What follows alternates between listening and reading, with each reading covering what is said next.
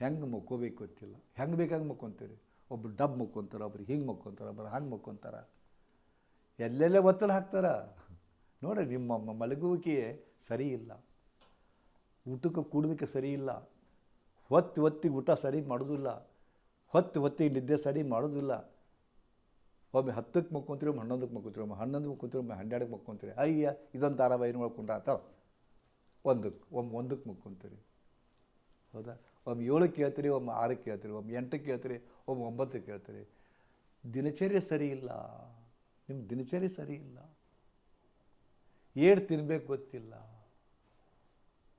ಹೆಂಗೆ ತಿನ್ಬೇಕು ಗೊತ್ತಿಲ್ಲ, ಎಷ್ಟು ತಿನ್ಬೇಕು ಗೊತ್ತಿಲ್ಲ, ಏನು ತಿನ್ಬೇಕು ಗೊತ್ತಿಲ್ಲ, ಎಷ್ಟು ಸಾರಿ ತಿನ್ಬೇಕು ಗೊತ್ತಿಲ್ಲ. ಇಷ್ಟೆಲ್ಲ ಏನೂ ಗೊತ್ತಿಲ್ಲ. ಆದರೆ ನೀವರ ಹೆಂಗದ್ರಿ ಗೊತ್ತದನು? ನಮಗೇನು ಹೇಳಕ್ಕೆ ಬರಬೇಡ, ನನಗೆಲ್ಲ ಗೊತ್ತಾಯ್ತು. ಯಾರು ಏನು ಹೇಳಕ್ಕೆ ಬರಬೇಕು ನಿಮ್ಗೆ? ನನಗೆಲ್ಲ ಹೇಳಕ್ಕೆ ಬರಬೇಡ ನೀನು, ನನಗೆಲ್ಲ ಗೊತ್ತಾಯ್ತು. ಏನು ಗೊತ್ತದಿರೋ? ಏನು ಗೊತ್ತದ? ಬದುಕು ಹೆಂಗೆ ಮಾಡ್ಬೇಕು ಗೊತ್ತಾಗ್ಬರಲಿ ನಿಮಗೆ. ಎಷ್ಟು ಪ್ರೀತಿ ಮಾಡೋಕ್ಕೆ ಗೊತ್ತಾಗಲಿಲ್ಲ, ಎಷ್ಟು ದ್ವೇಷ ಮಾಡಬೇಕು ಗೊತ್ತಾಗಲಿಲ್ಲ, ಎಷ್ಟು ಕೆಲಸ ಮಾಡಬೇಕು ಗೊತ್ತಾಗಲಿಲ್ಲ, ಎಷ್ಟು ವಿಶ್ರಾಂತಿ ತೊಗೋಬೇಕು ಗೊತ್ತಿಲ್ಲ. ವಿಶ್ರಾಂತಿ ತೊಗೊತೀರಿ ಚಂತಾನು ಮಕ್ಕೋತೀರಿ. ಒಟ್ಟು ಮಕ್ಕೊಂಡ್ರೆ ಕೆಲಸ ಮಾಡಿದ್ರೆ ಕತ್ತಿ ಕೆಲಸ ಮಾಡ್ತೀರಿ. ವಿಶ್ರಾಂತಿನೇ ಇಲ್ಲ, ಅಷ್ಟು ಕೆಲಸ ಮಾಡ್ತೀರಿ. ಹೌದಾ? ಇತಿಮಿತಿ ಇಲ್ಲ, ಒಟ್ಟು ಮಿತಿನೇ ಇಲ್ಲ ನಿಮಗೆ. ಮಾಡಿದ್ರೆ ಮಾಡ್ತೀರಿ, ಮಕ್ಕೊಂತೀರಿ. ಉಂಡ್ರು ಸಿಕ್ಕಾಪಟ್ಟು ತಿಂತೀರಿ. ಯಾಕೆ ತಿನ್ಬೇಕು ಗೊತ್ತಿಲ್ಲ, ಏಟು ತಿನ್ಬೇಕು ಗೊತ್ತಿಲ್ಲ. ಅಯ್ಯೋ ದೇವ್ರ, ಎಷ್ಟು ಅಜ್ಞಾನಿಗಳಿದ್ದೀರಪ್ಪ. ಹಿಂಗಾಗಿ ಹಿಂಗೆ ಮಾಡ್ಕೊಂಡಿರಿ, ಹಿಂಗೆ ಮಾಡ್ಕೊಂಡಿರಿ. ನಿಮಗೆ ಬದುಕೋ ವಿಧಾನ ಗೊತ್ತಿಲ್ಲ, ಈ ದೇಹ ಭಾಳ ಅಪರೂಪದ್ದದ, ನಿಮ್ಗೆ ಗೊತ್ತಿಲ್ಲ. ಈ ದೇಹ ಐತಲ್ಲ, ಎಲ್ಲಿದೆ ದೇಹ? ಎಲ್ಲಿದೆ ದೇಹ? ಎಲ್ಲಿದೆ? ಇದ ಮನಸ್ಸು ಬೇರೆ, ದೇಹ ಬೇರೆನೋ? ಬೇರೆ. ಎಲ್ಲಿದೆ ಮನಸ್ಸು? ಎಲ್ಲಿದೆ? ತಲೆಗೈತೆ. ತೋರಿಸು. ದೇಹ ಎಲ್ಲೈತೆ? ಇದಕ್ಕೆ ದೇಹ ಅಂತ ಅದು ಕನ್ಫ್ಯೂಷನ್ ಅದು. ಹೌದಾ? ದೇಹ ಮನಸ್ಸು ಒಂದುಗೂಡಿಸ್ಬೇಕು, ದೇಹ ಮನಸ್ಸು ಒಂದುಗೂಡಿಸ್ಬೇಕು. ಅದಕ್ಕೆ ಯೋಗ ಅಂತಾರೆ. ದೇಹ ಮತ್ತು ಮನಸ್ಸನ್ನು ಒಗ್ಗೂಡಿಸಿದಾಗ ಯೋಗ ಅಂತಾರೆ. ಯಾಕೆ ಹಂಗೆ ಅಂದ್ರಪ್ಪ ಅಂತಂದ್ರೆ, ಈಗ ನಿಮ್ಗೆ ಗೊತ್ತಿಲ್ಲ, ನೀವು ರೊಟ್ಟಿ ಮಾಡಕತ್ತಿರ್ತೀರಿ, ಹಿಂಗೆ ಮಾಡ್ತಿರ್ತೀರಿ, ಇದನ್ನು ರೊಟ್ಟಿ ಬಡ್ದು ಒಳಗೆ ಹಾಕ್ತೀರಿ, ಹಾಕಿ ಇನ್ನೇನು ನೀರು ಹಚ್ಬೇಕಂತ ಹೋಗ್ತೀರಿ, ಹಂಚು ಕೈ ಸುಟ್ಟು ಬಿಡ್ತದೆ. ಅದು ಯಾಕೆ ಸುಡುತ್ತಪ್ಪ ಅಂದ್ರೆ ಏಕತ್ರ ಭಾವ ಇಲ್ಲ. ನಾ ರೊಟ್ಟಿ ಮಾಡಕತ್ತೀನಿ, ಹಂಚು ಇದನ್ನು ಮಾಡಕತ್ತೀನಿ, ಗೊತ್ತಿರೋದಿಲ್ಲ. ಸ್ವಲ್ಪ ಮನಸ್ಸು ಇದಾದ್ರೆ ಸಹಿತ ಡೇಂಜರ್. ಬಟ್ ಡ್ರೈವಿಂಗ್ ಮಾಡಕತ್ತೀರಿ, ಮನಸ್ಸು ಏಕತ್ತಿರ್ಲಿಕ್ಕಪ್ಪ ಅಂದ್ರೆ ಏನಾಗುತ್ತೆ? ಆಕ್ಸಿಡೆಂಟ್ ಆಗುತ್ತೆ. ಒಬ್ಬ ಕಾರ್ಪೆಂಟ್ರ್ ಅದಾನ, ಹೀಗೆ ಕರ್ಗಸ್ ಕೊಯ್ಯಕತ್ತಾನ, ಕರ್ಗಸ್ ತೊಗೊಂಡು ಕಟ್ಟಿಗೆ ಎತ್ಲಾಗ ನೋಡ್ಕೊಂತ ಕೊಡಿದ್ರೆ ಕೈನ ಕತ್ತರಿಸುತ್ತದೆ. ಸೊ ಮನಸ್ಸು ಏಕಾಗ್ರಗೊಂಡಿರ್ಬೇಕು. ಅಡುಗೆ ಮಾಡಿರಿ ಏಕಾಗ್ರ ಇರಬೇಕು, ಊಟ ಮಾಡಿರಿ ಏಕಾಗ್ರ ಇರಬೇಕು, ಬೇಕಾದ ಕೆಲಸ ಮಾಡಿರಿ ಏಕಾಗ್ರ ಮನಸ್ಸು. ಏಕಾಗ್ರ ಮನಸ್ಸಿನಿಂದ ಮಾಡೋದು ನೀವು ಕಲ್ತಿಲ್ಲ, ಅದಕ್ಕೆ ಡೇಂಜರಸ್ ಅದು. ಏಕಾಗ್ರಗೊಂಡ ಮನಸ್ಸಿನಿಂದ ಊಟ ಮಾಡೋದು ಕಲ್ತಿಲ್ಲ, ಅದಕ್ಕೆ ಪಚನ ಆಗಬಲ್ಲದು. ಯಾಕಂದರೆ ಇದು ಹುಳಿ, ಇದು ಖಾರ, ಇದು ಬೆಲ್ಲ ಅನ್ನೋದು ಗೊತ್ತಾಗವಲ್ದು ನಾಲಿಗೆಗೆ. ತುತ್ತಿರಿ ಚಿಲಿಕಿಳಿಸ್ತೀರಿ, ಅದು ರುಚಿ ಅನ್ನೋದು ಗೊತ್ತಾಗವಲ್ದು, ಖಾರ ಅನ್ನೋದು ಗೊತ್ತಾಗವಲ್ದು, ಬದ್ನಿಕಾಯಿ ಅನ್ನೋದು ಗೊತ್ತಾಗೋದಲ್ಲ, ಸೌತಿಕಾಯಿ ಅನ್ನೋದು ಗೊತ್ತಾಗವಲ್ದು. ಹಾಕ್ತೀರಪ್ಪ ತುತ್ತಿನ ಚೀಲಕ್ಕೆ, ಯಾಕೆ ಅವಸರ ಐತಲ್ಲ. ತಡಿಯಾ 2 ನಿಮಿಷ ಬರ್ತೀನಿ, ಮುಗಿ. ಯಾವುದನ್ನೇ ದೇಹಕ್ಕೆ ಎನರ್ಜಿ ಕೊಡ್ತದೆ ಅದನ್ನು ನಿರ್ಲಕ್ಷ್ಯ ಮಾಡ್ತೀರಿ. ಏನು ಹೇಳಿ ನಿಮ್ಮದೆಲ್ಲ ಹೇಳ್ಕೊಂತವ್ರು ಭಾಳ ಅದು. ಅದಕ್ಕೆ ಸ್ವಲ್ಪ ನಿಮಗೆ ಒಂದಿಷ್ಟು ಕ್ಲೂ ಕೊಡ್ತೀನಿ, ಒಂದಿಷ್ಟು ಮೊದಲು ಖಾಲಿ ಮಾಡಿಸ್ತೀನಿ. ಇವತ್ತಿನಿಂದ ಖಾಲಿ ಮಾಡ್ಸೋಕೆ ಶುರು ಮಾಡ್ತೀನಿ. ಖಾಲಿ ಮಾಡಿಸ್ಲಾ? ಏನು ಒಳಗೆ ಇಟ್ಕೊಂಡು ಚಲೋನೋ ಖಾಲಿ ಮಾಡೋದು ಚಲೋ? ಖಾಲಿ ಮಾಡೋಣ. ಡಬ್ಬಿ ಒಳಗಿನ ಡಬ್ಬಿ ಖಾಲಿ ಮಾಡಿಸೋಣ. ಹೌದಾ? ಡಬ್ಬಿ ಖಾಲಿ ಮಾಡಿದ್ರೆ ಒತ್ತಡ ಕಮ್ಮಿ ಆಗ್ಬಿಡ್ತದೆ. ನೀವು ಅಂತಿರಲ್ಲ, ಟೂರ್ ಹೋಗಿರ್ತೀರಿ, ಹಪ್ಪಳ, ಸಂಡ್ಗಿ, ರೊಟ್ಟಿ, ಚಟ್ನಿ ಎಲ್ಲ ಕರ್ಕೊಂಡಿರ್ತೀವಿ, 1 7 8 ಅದು ವಜ್ಜೆ ಆಗಿರ್ತದೆ. ಎಲ್ಲ ತಿಂದು ವಜ್ಜೆ ಕಮ್ಮಿ ಮಾಡ್ಕೊಳವ, ಅಡ್ಡಾಡ್ಕೊಂಡು ಹೋಗೋದು ಅಂತಿರಲ್ಲ, ವಜ್ಜೆ ಕಡಿಮೆ ಮಾಡ್ಕೊರಿ, ತಲೆಯಾನ ವಜ್ಜೆ ಕಡಿಮೆ ಮಾಡ್ಕೊರಿ, ದೇಹದ ಭಾರ ಕಡಿಮೆ ಮಾಡ್ಕೊರಿ, ಮನಸ್ಸಿನ ಭಾರ ಕಡಿಮೆ ಮಾಡ್ಕೊಳ್ಳಿ. ಈ ಮನಸ್ಸಿನ ಭಾರ, ದೇಹದ ಭಾರ ನೀವು ಬೇಕಾದ ದಡುತ್ತಿರಲಿ, ಆ ಸಂಬಂಧ ಇಲ್ಲವೇ ಇಲ್ಲ. ಒಳಗಿನ ಭಾರ ಕಮ್ಮಿ ಆದ್ರೆ ಇದು ಅತ್ಯಂತ ಸರಳ ಆಗ್ತದೆ.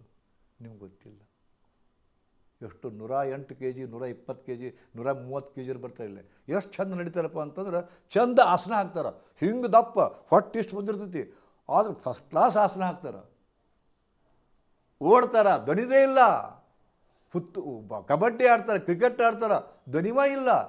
ಅದಕ್ಕೆ ಕಾರಣ ಮನಸ್ಸ. ಇದು ಪ್ರಸನ್ನ ಇತ್ತು ಎಲ್ಲ ಆಗ್ತದೋ, ಪ್ರಸನ್ನ ಇರಲಿಲ್ಲ ಎಲ್ಲ ಎಡವಟ್ಟಾಗ್ತದೆ, ಗೊತ್ತದೆ. ಹಾಂ, ಅದಕ್ಕೆ ಪ್ರಸನ್ನ ಮನಸ್ಸು, ಪ್ರಸನ್ನ ಮನ ಇಂದ್ರಿಯಾನಾಂ. ಮನಸ್ಸು ಪ್ರಸನ್ನ ಇರಬೇಕು, ಇಂದ್ರಿಯಗಳು ಪ್ರಸನ್ನ ಇರಬೇಕು. ಇಂದ್ರಿಯಗಳು ಯಾವಾಗ ಪ್ರಸನ್ನ ಹಾಕವು? ಕೇಳಿದ್ರೆ ಕೊಟ್ಟರೆ ಆಗ್ತದೆ. ಆದರೆ ಇಂದ್ರಿಯಗಳು ಹದಗೆಡಿಸಿದ್ದು, ನೀವು ಕೇಳಿದ್ದನ್ನು ಕೊಟ್ಟು ಹದಗೆಡಿಸಿದ್ದ ಹಿಂಗೆ. ಹೌದಾ? ನಮ್ಮ ಮಕ್ಕಳು ಈಗ ಹೆಂಗಿದಪ್ಪ ಅಂದ್ರೆ, ನಮ್ಮ ಮಕ್ಕಳು ಈಗಂತೂ ಮೊದಲು 10-15 ಹೇಳ್ತಿದ್ರು. ಮೊದಲು ನಮ್ಮವರು ನಮ್ಮ ಅಮ್ಮರು ಅವರೆಲ್ಲ 19 ಮಕ್ಕಳು ಹಿಡ್ದಾಳೆ. ನಮ್ಮಮ್ಮ, ನಮ್ಮ ಅಪ್ಪನ ಅವ್ವ 19 ಮಕ್ಕಳು ಹಿಡ್ದಾಳೆ. ಅದ್ರಾಗ 7 ಮಕ್ಕಳು ಅದಾವೆ. ಅವಾಗೆಲ್ಲ ಸಾಯು ರೇಟ್ ಜಾಸ್ತಿ ಇತ್ತು, ಬದುಕು ರೇಟ್ಗಿಂತ. ಹಡ್ತಿದ್ರು, ಪುತ್ತು ಹಡ್ತಿದ್ರು ಕರೆ. ಆದರೆ ಕಾಲ್ರ ಬಂದು ಸಾಯ್ತಿದ್ರು, ಪ್ಲೇವ್ ಬಂದು ಸಾಯ್ತಿದ್ರು, ನಾಯಿಕೆ ಬಂದು ಸಾಯ್ತಿದ್ರು. ಹಿಂಗೆ ಒಳಗೆ ಅದು ದಟ್ಬಿಟ್ಟು ಉಳಿತಿದ್ರು. ಅದು ಏನೇ ಇರಲಿ ಅಷ್ಟು ಹಡಿದ್ರೆ ಸಹಿತ ಹೋಗ್ದಿದ್ದು ದಟ್ಬಿಟ್ಟು ಇರ್ತಿದ್ರು. ಈಗೆಲ್ಲ ಹೋತದು 2 ಹಡಿದ್ರೆ ಕೊಯ್ ಅಂತಾವು ಈಗ ಮಂದಿ, ಹೌದಿಲ್ಲ? ಹಾಂ, ಈಗ ನಿನ್ನ ಮಕ್ಕಳು ಎಷ್ಟು ಹಿಡ್ದಾರ? 1, ಹೌದಾ? 2, 1. ಅದು ಹೆಂಗದವು? ನಿಮ್ಮ ಅಮ್ಮರ್ಕಿಂತ ಹೆಂಗದವು ಹುಡುಗರು? ಯವ್ವ ಸೊಂಟ ನುಸ್ತದವ, ಯವ್ವ ಇದು ನುಸುತ್ತವ ಅಂತ. ಮೊದಲವ್ರು ಹೇಗಿದ್ರು? ಹೌದಾ? ಅವ್ರ ಮನಸ್ಸು ಹಂಗಿತ್ತು. ನಮ್ಮ ಮನಸ್ಸು ಕೆಟ್ಟು ಬಿಟ್ಟಾವು. ನಮ್ಮ ತಿನ್ನೋದು ಸರಿ ಇಲ್ಲ, ನಮ್ಮ ವಿಚಾರ ಸರಿ ಇಲ್ಲ, ಅದಕ್ಕೆಲ್ಲ ಹಗರಗಳು ಶುರುವಾಗಿಬಿಟ್ಟಾವು. 2 ಮಕ್ಕಳನ್ನ ಹಡ್ದಾರ, ಸಾಕಾಗವಲ್ದು ನಮಗೆ. ಅವರ ನಮ್ಮ ಇದಕ್ಕೆ ಅವರೇ ಕಾರಣ ಆಗ್ಯಾರ. ಅವ 2 ಮಕ್ಕಳನ್ನ, ನಿಮ್ಮ ಪೂರ ಟೆನ್ಷನಿಗೆ ನಿಮ್ಮ ಮಕ್ಕಳ ಕಾರಣ ಅದಾರ. ನೋಡಿರ್ಬೇಕಾದ್ರೆ ನೀವು ಇಡೀ ಟೆನ್ಷನ್ನಿಗೆ ನಿಮ್ಮ ಮಕ್ಕಳ ಕಾರಣ ಅದಾರ, ತಿಳಿದು ನೋಡಿರ್ಬೇಕಾದ್ರೆ. ಅದಕ್ಕೆ ಇವನ್ನೆಲ್ಲ ಹೆಂಗೆ ಅವಾಯ್ಡ್ ಮಾಡ್ಕೋಬೇಕು? ಅದಕ್ಕೆ ಯೋಗಶಾಸ್ತ್ರದೊಳಗೆ ಭಗವಂತ ಎಷ್ಟು ಚಂದ ಹೇಳ್ತಾನೆ ಅಂದ್ರೆ, ಸಂಸಾರದಾಗಿದ್ದು ಇವನ್ನೆಲ್ಲ ಗೆದಿಬೇಕು. ಕಷ್ಟ ಇರುದ ಮನುಷ್ಯನಿಗೆ ಬರೋದು ಮರಕ್ಕೆ ಬರುತ್ತೆ ಏನಂತಾರೆ ಅವರು. ಕಷ್ಟ ಇರುದೆ ಮನುಷ್ಯ ಆದಮೇಲೆ ಕಷ್ಟ ಇರುದ.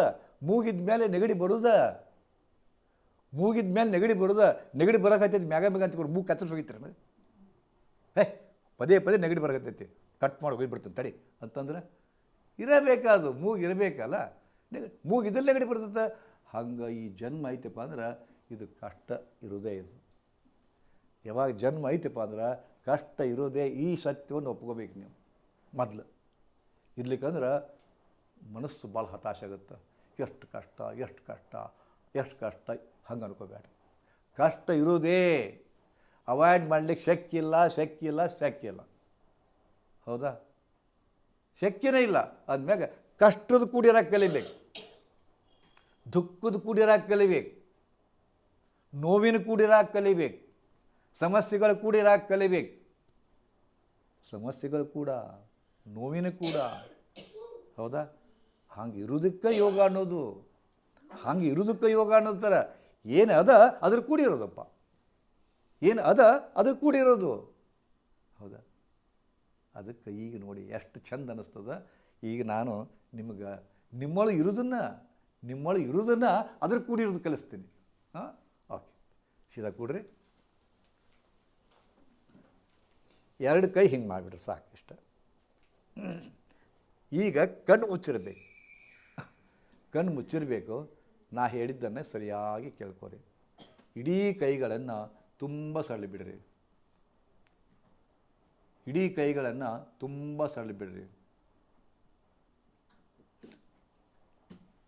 ಸರಳಿ ಬಿಡ್ರಿ, ಬಿಗಿ ಹಿಡ್ಕೋಬೇಡ್ರಿ.